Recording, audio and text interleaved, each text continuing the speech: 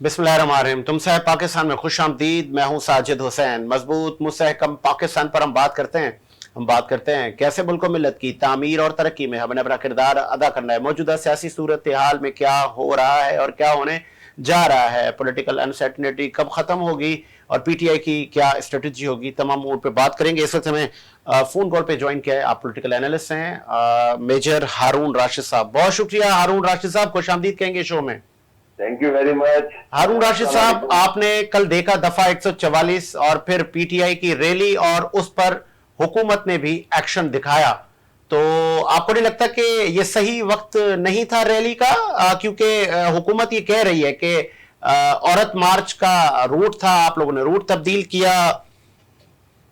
नहीं, ये देखें, मैं आपको बताऊं कि ये एक्चुअली लंदन प्लान का हिस्सा है। लंदन प्लान के मुताबिक इमरान खान को गिरफ्तार करना है और किसी तरीके से नाअहल करार देना है। ठीक है, ठीक है। और इसका ये हिस्सा है, कोई थ्रेट नहीं था, कोई औरत मार्च का मसला नहीं था। इन्होंने बाकायदा रैली की परमिशन ली भी थी और रूट इन्होंने बताया हुआ था, कहां कहां से रूट जाएगा, कहां रैली जाएगी, कहां खत्म होगी। ये बिल्कुल एक दिन पहले सब कुछ डिसाइड हो गया था। सुबह 8:30 बजे इन्होंने इमरजेंसी मीटिंग करके 11:30 बजे 144 का इन्होंने ऑर्डर लिया और 1 बजे इन्होंने इम्पोज कर दिया। और आज इनको छूट कर चाटना पड़ा। जब हाईकोर्ट में जाकर पहले उन्होंने 7 दिन का बताया और अभी इन्होंने कहा कि जी नहीं, ये 7 दिन का नहीं, ये 1 दिन का था, और इन्होंने 144 वापस ले लिया।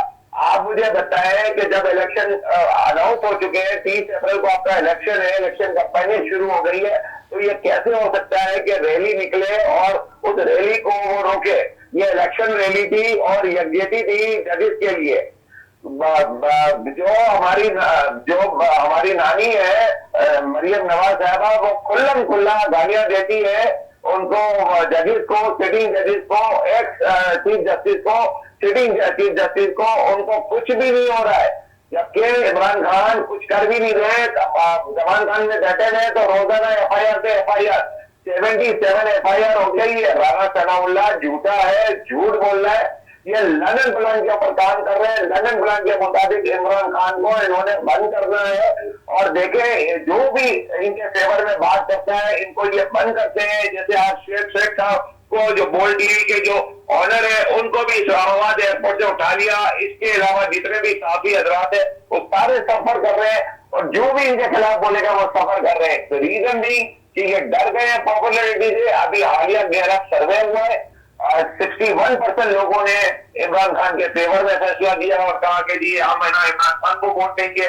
आप बताएं कि इसकी popularity day by day increase हो रही है। सारे सर्वे, सारे एनालिस्ट ये कहते हैं, देयर इज नो डाउट कि Imran is the most popular person in Karachi. और कल इन्होंने जो रैली के ऊपर तशद्दुद किया और एक मासूम बंदे की जान ले ली, और ना सिर्फ जान ले ली बल्कि वो कह रहे एक्सीडेंट में मरा, और उसकी जान की जो FIR कटी है वो रायवन के DSP ने इमरान खान के ऊपर काटी गई। मैं वहां आता हूं, मैं हारून राशिद साहब, मैं उस पे भी आता हूं। मुझे ये बताइएगा कि हुकूमत ये कह रही है कि खान साहब आप वो कहते हैं ना कि कानून से बालातर तो नहीं है ना, अगर आपको अदलिया बुलाती आप वहां जाते नहीं है, फिर रैलियों में आप आ जाते हैं, वहां आपकी जान को खतरा नहीं है, तो आप क्या कहेंगे? ये वजह क्या है? खान साहब क्यों नहीं पेश हो रहे? जी, खान साहब पेश होना चाहते हैं। जब आप खान साहब का, जिससे खान साहब ने गोली चलाई, उससे आप वीडियो लिंक पे बात कर सकते हैं, तो इनसे क्यों बात नहीं कर सकते?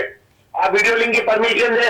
इनके ऊपर कातिलाना हमला हो चुका है, इनके ऊपर थ्रेट है इतने, और वो बीमार भी है, एजेड भी है और इतने बड़े लीडर भी है। उनको आप बार बार बुलाते हैं और एक केस नहीं है। अगर ये एक केस में जाएंगे तो 4 FIR, बुक FIR, जिनको कहते हैं छुपी हुई FIR है इनके ऊपर। अभी तो 77 सिर्फ डिस्क्लोज हुई है, छुपी भी कितनी है ये पता नहीं है। उनको किसी भी FIR में पकड़ के अंदर करेंगे, एक FIR में वो भेज लेंगे तो दूसरी में अंदर करेंगे, फिर तीसरी में करेंगे, और इन दिनों के अंदर इनको इलेक्शन कैंपेन नहीं करने। आप ठीक कह रहे हैं, आप ठीक कह रहे हैं, आप और ये जब अंदर होंगे तो नवाज शरीफ आ जाएंगे। अच्छा, आप ठीक कह रहे हैं हारून साहब, आपने कहा कि खान साहब बुजुर्ग भी हैं, उनकी जान को भी खतरा है, उनको ये सहूलत दे दी जाए, तो फिर खान साहब जब इलेक्शन कैंपेन में जा रहे हैं वहां उनकी बुजुर्गी कहां चली जाती है, जान को खतरा कहां चला जाता है? जनाब मैं आपको बताऊं, मैंने आपको 3 रीजन बताई। एक तो ये रीजन बताई कि इनके पास बेशुमार केसेस है, एक केस नहीं है, 77 FIR हो चुकी है।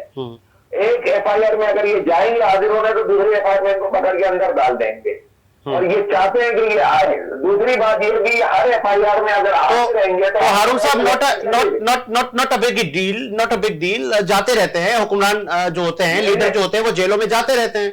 नहीं, इतनी 77 FIR से कोई नहीं गया। मुझे आप बताएं किसके ऊपर 77 FIR? एक FIR होती है, 2 होती है, 3 होती है यार। झूठी हो जाएगी, वो झूठी हो जाएंगी, साबित कुछ नहीं होगा, खान साहब रिहा हो जाएंगे। झूठी हो जाएंगी, जब झूठी होगी जब होगी ना। अभी तो FIR को भुगतना है ना, अभी तो डेट भुगतनी है ना, डेट के ऊपर डेट। हमारे पर मेरे पर तो एक FIR। जरदारी आपको याद होगा, आपको हारून साहब आपको याद होगा 12 साल कैद में रहे थे साबिक सदर आसिफ अली जरदारी। तो भाई आसिफ जरदारी साहब ने ये काम किए थे ना, और इनके पर तो बिल्कुल कंफर्म है। इसमें तो बच्चा बच्चा जानता है कि इन्होंने क्या काम किए हैं। लेकिन 12 साल बाद साबिक सदर आसिफ अली जरदारी को अदलिया ने कहा कुछ साबित नहीं हुआ।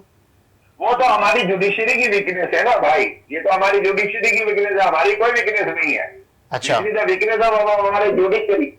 अच्छा, ये जो बिलाल आपका कारकुन जिसको आप बता रहे थे कि इसको हुकूमती तशद्दुद से इसका इंतकाल हुआ है, लेकिन हुकूमत ने तो कहा कि आप लाश हमारे पास फेंक कर चले गए और वो FIR आप लोग फारूक हबीब और दीगर रहनुमाओं पर कट गई है दफा 302 के तहत। जी सॉरी, आप दोबारा बताइए तो क्या कह रहे हैं? बिलाल नामी जो कारकुन आपका शहीद हुआ, आपका ये मौकिफ था कि हुकूमती तशद्दुद से वो शहीद हुआ, लेकिन हुकूमत ने तो कहा है कि इसको आपने मार के फिर हमारे गले डाला है। आपके रहनुमाओं पर फारूक हबीब समेत दीगर पर FIR दफा 302 के तहत कर चुकी है। अच्छा, ये मैं आपको बताऊं, क्या इनका पोस्टमार्टम हुआ है? अपने कारकुन को तशद्दुद से कौन मारेगा? पोस्टमार्टम रिपोर्ट है ना, वो मैंने देखी है, उसके मुताबिक इसको तशद्दुद किया गया है इसके ऊपर, ठीक है। दूसरी बात, इसकी सोशल मीडिया के ऊपर इसकी वीडियोस वायरल है कि इसको पुलिस पकड़ के मार रही है। तीसरी बात है कि जिसने जो मेडिकल सुपरिटेंडेंट है उस सर्विसेज हॉस्पिटल का, जिसने ये पोस्टमार्टम रिपोर्ट की और कहा कि ये मरा हुआ आया था हमारे पास, उसको विदिन 2 आवर्स उसकी पोस्टिंग कर दी गई। क्यों कर दी गई भाई, क्यों कर दी गई आप बताएं? ये सारा, और ये इसका इल्जाम जो है DSP रायवन का, DSP वो कह रहा है कि ये इमरान खान ने मारा है और फारूक हबीब के ऊपर FIR हो गई। यार खुदा का नाम लो, पब्लिक कोई बेवकूफ थोड़ी है, आप क्या बात कर रहे हैं यार? इनको शर्म आनी चाहिए राणा सनाउल्लाह के। हम कहते हैं, मैं खुद कहता हूँ I am in the favour के जो राणा सनाउल्लाह के ऊपर जो नारकोटिक्स की FIR हुई थी वो गलत हुई थी। जो एहसन इकबाल के ऊपर केस हुआ था वो गलत हुआ था, जो खागान अब्बासी के ऊपर केस हुआ था वो गलत हुआ था। तो आज मुझे हारून साहब मुझे बहुत अच्छा लगा कि आपने नाम ले लेकर वो FIRs को कंडेम किया, आपने कहा गलत हुई थी। तो वो क्या आपने सुना होगा, जैसा करोगे वैसा भरोगे, अब वैसा ही कुछ आपके साथ हो रहा है। नहीं, पहली तो बात है मैं आपकी तस्दीक कर लूं कि भाई, एक बात है कि मैं आपकी तस्दीक कर लूं कि मेरे साथ कुछ भी नहीं हो रहा है। मैं कोई PTI नहीं हूं, मैं एक न्यूट्रल बन रहा हूं, ठीक है। आपको पहले भी कहा है, लेकिन मुझे आप PTI काउंट नहीं करें। यस, PTI का मैं PTI नहीं, जो भी गलत करेगा मैं उसके सामने वाले के साथ खड़ा रहूंगा। तो आप कहें ना, फिर आप कहें कि खान साहब ने गलत किया अपने दौरे हुकूमत में। मैं तो आपको बता दिया ना कि 4 केसेस जो है। इवन मैं कहता हूँ जरदारी साहब के पास जो जरदारी साहब के ऊपर जो ड्रग्स का केस बना वो भी गलत था, लेकिन जमाइमा खान के ऊपर ड्रग का केस बना, जो स्मगलिंग का केस बना वो भी गलत था। सारा गलत था भाई। मैं कौन सा कह रहा हूँ सही? मैं सही को सही बोलूंगा, गलत को गलत ही बोलूंगा। तो इसका मतलब ये कि खान साहब ने अपने दौरे इक़्तिदार में अपने इख्तियारात का नाजायज इस्तेमाल किया। देखिए, मैं तो उधर था ही नहीं, मैं उसमें क्या कर नहीं, आप अभी तो गलत कह सकते ना। नहीं, देखिए जो गलत हुआ है उसको तो मैं गलत कह रहा हूँ ना। मैं खान साहब के ऊपर पर्सनली क्यों जाऊं? मैं जो गलत काम हुए हैं उनको मैं कह रहा हूँ ये काम गलत हुए हैं। मुशीर एहतसाब शहजाद अकबर भी रफू चक्कर हैं। बिल्कुल बिल्कुल, ये सारे इनके कारनाम है। गलत मशवरे हैं, गलत बातें बताई गई, गलत ब्रीफिंग दी गई जो मुशीरान ने दी, वो प्राइम मिनिस्टर थोड़ी उसको तो होता है। आप रिटायर्ड मेजर हैं और एक लीडिंग बिजनेसमैन हैं, तो आप ये कहेंगे कि खान साहब नन्हे मुन्ने तो नहीं थे कि जो लोग उन्होंने सिलेक्ट किए वो ऐसे निकल आए? देखिए साजिद भाई, एक बात बता दो कि मैं बिल्डर हूं ना। जब मैं एक बिल्डिंग बना रहा होता हूँ और मेरे नीचे 4 ठेकेदार काम कर रहे होते हैं, और एक ठेकेदार है ना जो मजदूर की रिपोर्ट देता है ना, मुझे उस ठेकेदार की माननी पड़ती है, क्योंकि मैं मजदूर से डायरेक्ट नहीं हूँ। मुझे नहीं पता मजदूर क्या करता है। अगर कोई ठेकेदार अगर मुझे कहता है कि मजदूर चोरी कर रहा है, तो मैं उसकी बात से बिलीव करूंगा कि वो मेरा ठेकेदार है, मुझसे गलत बयानी नहीं। नहीं, वो तो आरूफ साहब आपकी बिल्डिंग थी ना, ये तो पाकिस्तान की आवाम की बिल्डिंग है। वही हो गई ना, वो पाकिस्तान। अगर ये पाकिस्तान की आवाम की बिल्डिंग गिर गई तो इसका जिम्मेदार कौन है? देखिए सर, मैं आपको बता देता हूं कि कोई भी चीज चलती है ना, वो जब हेड ऑफ द स्टेट होता है तो वो किसी मैनेजमेंट के साथ चलता है, और अगर उसकी मैनेजमेंट में जो लोग हैं उसमें से अगर एक आदमी भी गलत बयानी करके गलत ब्रीफिंग देता है, तो जाहिर है कि वो खान साहब की जो उस वक्त की मैनेजमेंट थी वो एस्टैब्लिशमेंट थी। किससे कहा मैनेजमेंट एस्टैब्लिशमेंट थी? किससे फिर गलतियां कैसे हुई खान साहब से? किसकी डिक्टेशन थी? डिक्टेशन तो उनके जो एडवाइजर उनकी डिक्टेशन थी ना खान साहब के पास। लाइक नाम बता दें कुछ अगर आपके इल्म में। आप जितने भी एडवाइजर हैं, देखिए ना, मुझे तो नहीं पता कि खान साहब को किसने क्या मशवरा दिया, मैं कोई कैबिनेट का मेंबर थोड़ी था। अच्छा, आपका कहना है खान साहब सादिक और अमीन है आज भी? मैं इस बात की तो मैं कह सकता हूं कि खान साहब है ना पाकिस्तान के लिए बिल्कुल सिंसियर है। मैं इस बात की भी गारंटी दे सकता हूं, और इसके लिए मैं हल्फ भी उठा सकता हूं कि खान साहब ईमानदार आदमी है। ऐसा ना करें, आरूफ साहब हलफ उठा रहे हैं, तोशा खाना का केस है उनके ऊपर। अरे तोशा खाना केस नथिंग बट दी है ना mismanagement. This is the mismanagement, nothing but the mismanagement. वो अपनी जेब में पैसे लेके चले गए। मुझे बताएं कि 8 करोड़ जो 6 करोड़ था, अगर इमरान खान आज है ना चंदा मांगे अपने लिए तो 6 करोड़ नहीं 600 करोड़ जमा हो जाएंगे भाई। तो फिर उनको क्या जरूरत थी उस घड़ी की? मैंने इसलिए कहा कि मिसमैनेजमेंट है, दिस इज मिसमैनेजमेंट। खान साहब ने एडमिट किया है, खान साहब ने कहा है कि हाँ मैंने पेन, घड़ी, बटन, कफलिंग लिए। बिल्कुल लिए, उसकी बाकायदा उन्होंने पेमेंट की, और पेमेंट करने के बाद उन्होंने जो उनके पास प्रॉफिट आया वो अपनी जेब में नहीं डाला, उससे उन्होंने सड़क बनाई है बनी काला की। तो आपको लगता है कि साबिक वजीर आजम के पास सड़क बनाने के पैसे नहीं थे और उन्हीं पैसों में से सड़क बनी? वो ऑब्वियसली साबिक वजीर आजम के पास जेब में कोई पैसा नहीं था, उसके अकाउंट में इतने पैसे नहीं थे कि वो सड़क बना सकते। वो चाहते तो गवर्नमेंट के खर्चे में बना सकते थे, जैसे रायवन फार्म की सारी सड़कें आसपास की बनी है। लेकिन इन्होंने डायमंड फंड की तरह नहीं बनाया, इन्होंने बेवकूफी की, मिसमैनेजमेंट की, इन्होंने वो पैसे से ये सड़क बनाई। लास्ट मेरा आपसे सवाल है, चूंकि आपने बहुत बड़ी बात कर दी कि आप उनके लिए हलफ लेने को तैयार हैं, तो खान साहब की एक साहबजादी टेरियन का भी जिक्र है, कोई जवाब ही नहीं देता भाई। ये बिल्कुल ये this is very very very questionable है। Everybody knows what is the fact. ठीक है, आप बता दें कि वो उनकी बेटी है या नहीं? भाई देखिए, मैं तो उधर गया नहीं था, लेकिन जो कोर्ट है वो फाइंडिंग्स है और जो सीता भाई के क्लेम्स है उसके तो यही लगता है कि ये उनकी बेटी है, उसमें तो कोई डाउट नहीं है। और ये मैं आपको बता दूं कि उन्होंने इससे रिफ्यूज नहीं किया कि ये मेरी बेटी नहीं है। वो कहते कि मैं कोई फरिश्ता नहीं था। और हर कोई जानता है कि खान साहब पास है ना वो प्ले बॉय था, लेकिन एक आदमी अगर प्ले बॉय हो और उसके बाद वो तौबा कर ले उस कामों से, तो हमें उसकी पास को नहीं छेड़ना चाहिए। साजिद भाई, हमारा ईमान, हमारा दीन ये कहता है, देखिए कितने काफर थे हुजूर सल्लल्लाहु अलैहि वसल्लम के जमाने में, क्या क्या करते थे, लेकिन जब ईमान लेकर आए और ईमान लेने के बाद उन्होंने अपने सारे काम छोड़ दिए, तो फिर इसके बारे में बाद में बात नहीं होती थी कि ये जानी था, ये शराबी था, ये था। अब ये देखा जाता है कि जब वो ईमान लेकर आया तो उसके बाद उसका क्या अमल था। ईमान लाने के बाद की बात करेंगे हम। ईमान लाने, मेरे हिसाब से खान साहब है ना एक बिगड़ा हुआ रईस ज्यादा था, प्ले बॉय था, लेकिन हुकूमत कहते हैं इस बात को। लेकिन जब वो दीन को सीखा, दीन को पढ़ा और दीन के लोगों की सोहबत में रहा, तो अल्हम्दुलिल्लाह वो ऐसी औरत से शादी की, वो चाहता बगैर निकाह के 10 औरतों के साथ ताल्लुक रख सकता था, जैसे हमारे बिजनेसमैन, हमारे पॉलिटिशियन रखते हैं, लेकिन इससे नहीं रखे। जैसे हमारे शहबाज शरीफ ने 12 शादियां की हुई है, 12। और ये मैं नहीं कहता हूँ, नबील कबूल ने अपने ना, मेरे पास ऑडियो है, मैं भेज दूं आपको। नबील कबूल ने कहा 13 शादी की है, 13 शादी। ठीक है, तो आप ये इल्जाम नहीं लगा रहे शहबाज शरीफ पर?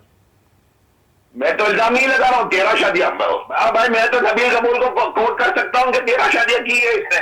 तो फिर आपने कहा कि खान साहब अपने माजी में प्ले बॉय थे, तो वो अब जब उनसे सवाल किया जाता है, ठीक है वो माजी का किस्सा था, तो उसका हक अदा कौन करेगा, उसको वल्दियत कौन देगा, उसको अपनाएगा कौन, या उसे लाताल्लुकी आके कौन करेगा?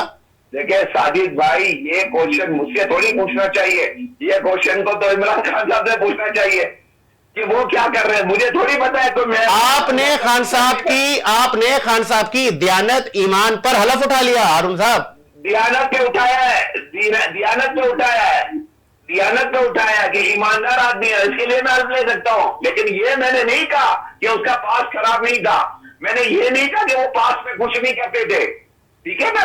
मैंने आज की बात की है कि पाकिस्तान के लिए दियानतदार है, पाकिस्तान के लिए सिंसियर है, पाकिस्तान के लिए कुछ करना चाहते हैं। ठीक है, बहुत शुक्रिया आपका मेजर हारून साहब, आपने अपना मौकिफ दिया। मुझे प्रोड्यूसर साहब ब्रेक का कह रहे हैं, एक ब्रेक लेते हैं और ब्रेक के बाद आते हैं।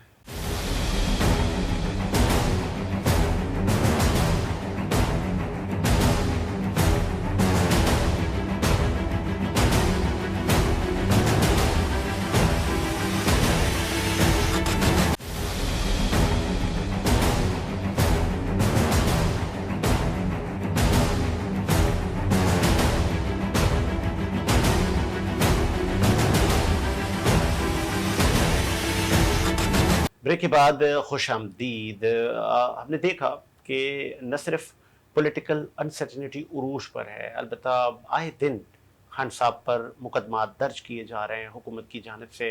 अलबत्ता पंजाब में निगरान हुकूमत है और निगरान हुकूमत ने भी रैली पर धावा बोल दिया। ये PTI का आईनी हक था कि जब इलेक्शन कॉल हो चुके हैं तो इलेक्शन मुहिम न सिर्फ खान साहब का बल्कि तमाम पॉलिटिकल पार्टीज़ का राइट है कि वो अपनी इलेक्शन कैंपेन धड़ल्ले से चला सकते हैं। तो ये खान साहब के साथ ऐसा क्यों किया गया, ये तो वक्त ही बताएगा। अलबत्ता बहुत ही अलमनाक वाक़या भी पेश आया। बिलाल नामी PTI के कारकुन भी शहीद हो गए। PTI ने इल्ज़ाम लगाया कि ये हुकूमत ने ये वाक़या रूनुमा किया, पुलिस तशद्दुद में हमारे कारकुन की जान गई। अलबत्ता आज हमने देखा कि उसकी बिलाल की FIR PTI के लोगों पर दर्ज कर दी गई। फ़ारूक हबीब समेत दीगर रहनुमाओं को दफ़ा 302 के तहत शामिल तफ्तीश किया गया है, उनको नामजद किया गया है इस FIR में। ये क्या आगे ये ऊँट किस करवट बैठेगा, ये तो वक्त ही बताएगा। अलबत्ता इकनॉमिक क्राइसिस भी उरूज पर है। साबिक़ सदर आसिफ अली ज़रदारी ने कुछ दिन पहले विहाड़ी में कहा कि पाकिस्तान अगर दिवालिया हो जाता है तो this is not a big deal. Pakistan कोई पब्लिक लिमिटेड कंपनी नहीं है, मुल्क होते रहते हैं दिवालिया। जापान की उन्होंने मिसाल दी और लेकिन उन्होंने ये भी कहा कि हम पाकिस्तान को दिवालिया होने से बचा लेंगे। आगे रमज़ानुल मुबारक का महीना आ रहा है। वज़ीर आज़म शहबाज शरीफ ने मुफ्त आटे की फरहमी को यकीनी बनाने के लिए भी कदम उठाए हैं। उन्होंने कहा कि हम सूबों के साथ बराबरी का सलूक करेंगे, सूबों के साथ ताउन करेंगे ताकि मुफ्त आटे की फरहमी पूरे पाकिस्तान में यकीनी बनाई जा सके। इस उम्मीद के साथ मेरा मुशाद आबाद है, मुझे साजिद की इजाज़त दीजिए। मुलाकात होगी नए प्रोग्राम के साथ। अल्लाह हाफ़िज़।